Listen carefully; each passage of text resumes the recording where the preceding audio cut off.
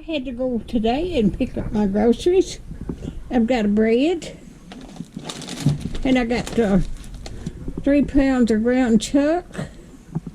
I got some cookies. I got some tomatoes. I got some pepper, and I got 3 dozen eggs, and I've got 5 cans of biscuits. I got some hamburger buns. We're going to have hamburgers for supper. I got a gallon of milk. I got a half a gallon orange juice, and I got a half a gallon of eggnog, and I've got 30 count frozen Tennessee Pride sausage patties.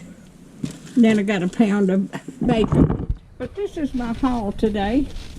I've got my grandson here, so I have to buy a little more when he stays with me.